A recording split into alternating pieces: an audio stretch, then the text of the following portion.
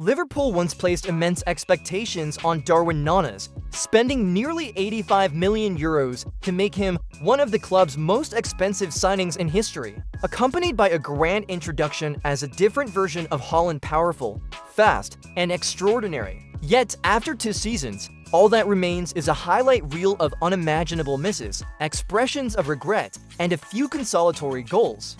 Nunez runs a lot, creates good pressure in pressing, but for a striker, the most critical trait is composure. In front of goal, something he has never truly possessed in the Premier League. And now, Liverpool has officially let go, according to multiple reliable sources, including The Guardian, TalkSport, The Times, and notably Fabrizio Romano, who confirmed with a "here we go" that Darwin Nunez's transfer to Al Hilal is nearly complete. The fee is around £46 million, potentially rising to £56 million with add-ons, meaning Liverpool nearly breaks even on paper after contract amortization.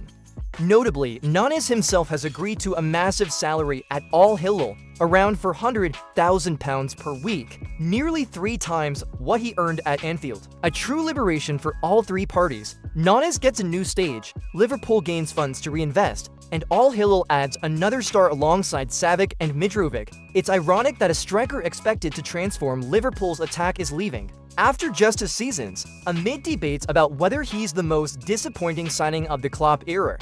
Darwin Nunez never lacked effort, everyone can see that. But clearly, the Premier League isn't a forgiving place for players who need time to find their finishing touch. In the system Klopp built, there's little room for those who constantly need forgiveness. He had many chances, but each time he disappointed a little more. Now, as Darwin Nunez departs, Liverpool will shift focus to other targets like Barcola or Rodrigo, but the lesson of Nunez remains fresh. Is talent alone enough? Or do they need players who not only run, but also know when to stop and put the ball in the net cleanly? The Nunez transfer is a strange one. Strange because Liverpool typically buys based on data. Yet the Nunez deal was an impulsive decision driven by Klopp, who failed despite investing so much faith. This is one of the strangest deals Liverpool made under Klopp, not because Darwin Nunez is a bad player. He clearly has speed, strength, pressing ability, and generates high expected goals. But the way this transfer unfolded went completely against the data-driven recruitment philosophy that defined Liverpool's brand in the data era. Since Ian Graham and his analytics team joined, Liverpool stood out as a pioneer in using data science to sign players. They didn't just look at goals, but delved into hidden metrics: pressing, positioning, efficiency by area, and system compatibility. This approach unearthed Mohamed Salah from Roma, Sadio Mane from Southampton, Andy Robertson from Hull City, and turned them into global icons. But with Nunez, things were different.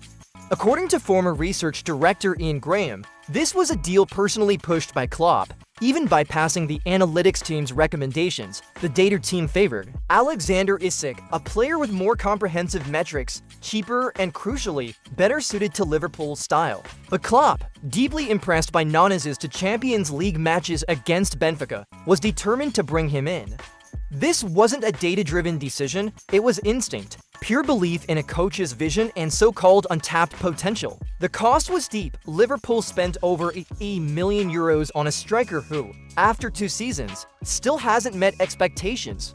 Nunez had plenty of explosive moments, but also no shortage of clumsy touches and unbelievable misses. The Nunez deal thus became a textbook example of how personal belief, even from a genius coach, sometimes can't replace a systematic, scientific approach to team building. Liverpool wasn't wrong to believe in Nunez, but they were wrong to think they could adapt to serve him, and in the end, they had to change by selling him. A costly failure, but one that reminds Liverpool that what propelled them to Europe's summit wasn't impulsive moments, but spreadsheets and faith in rationality.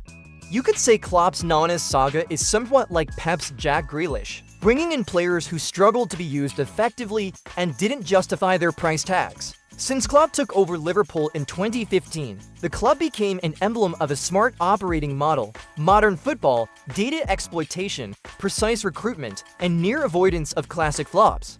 Over nearly a decade, few European clubs matched Liverpool's success rate in signings, with every player they brought in at least meeting professional standards, and most rising to stardom.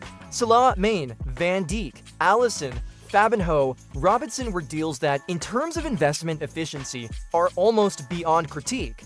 Even lesser-known signings like Matip, Milner, or Diogo Jota became vital pieces in their Champions League and Premier League triumphs. That's why the Darwin Nunez deal stands out so starkly in a negative sense.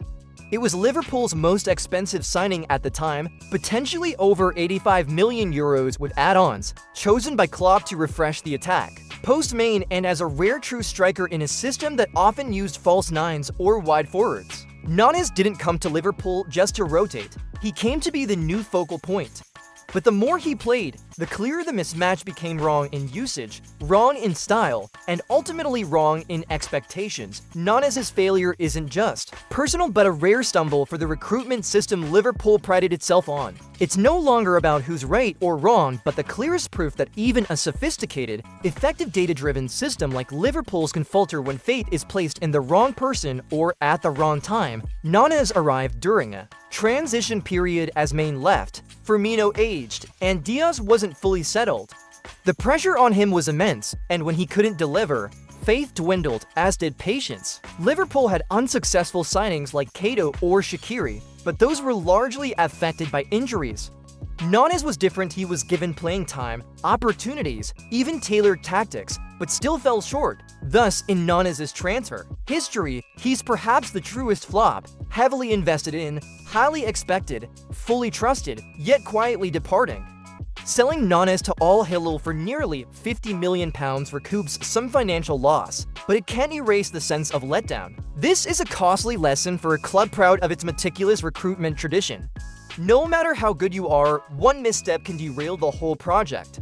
That's what the Nunez project left at Anfield, a clear blemish in the final phase of Klopp's era. Klopp tried hard to unlock Nunez's potential, but then Slot arrived with a completely new philosophy: no more frantic pressing, no more chaotic build-up. Slot's instinctive style demands a more controlled Liverpool, with clearer positional play and more structured pressing. In that picture, a striker like Nunez, high energy, but lacking precision and proper positioning, became unnecessary. Yet Liverpool fans still adore Darwin Nunez, despite knowing the inevitable parting, because few have stirred such raw emotion at Anfield. He may not be the greatest player, but he's the most genuine, from the way he smiles after missing a shot, raises his hand to apologize for a clumsy touch, to how he charges like a whirlwind to chase a seemingly lost ball. He drives fans mad, then makes them laugh. He makes them clutch their heads in regret, then stand to applaud because at least he fought to the end. Some goals set the stands ablaze, some shots drove fans to despair. But through it all, Nunez always played as if it were his last match ever. He's not lazy, not indifferent, never hiding from criticism. He may be flawed, but he never runs away. That imperfect but honest style touched Liverpool fans' hearts. In a club that once revered players like Lucas Leiva, those who weren't superstars but played with heart, Darwin Nunez is the next name in that tradition. You don't need to be the best, just the realist. So when news broke of his departure, fans didn't regret it, knowing it was logical, but they were still sad because few who left Anfield carried so much affection. No one blames Nunez. They blame fate for not placing him where he could have called home. Who's to blame for Nunez's failure? The system that didn't suit him? Klopp for trying to force a wild number 9 into a machine demanding precision in every move? Or Nunez himself, a player who can create 5 clear chances yet miss them all, driving expected goals, stats to tears for failing to convert? Perhaps a bit of everything, or maybe no one at all. Football isn't always fair, nor does it always have clear answers. Some players try hard, give their all, and are determined, but the results still don't align. Nunez is one of them. He came to Liverpool with all the expectations, loved from day one, trusted until the final moment. But in the end, it was just an effort, so be it no longer matters. Nunez will move to a new land with no pressure from expected goals charts, no scrutinizing eyes on every touch, no bitter laughs at misses. There, he might find his best self or not. But regardless, good luck to him, because if he couldn't be a hero at Liverpool, he was at least loved, and sometimes that's enough.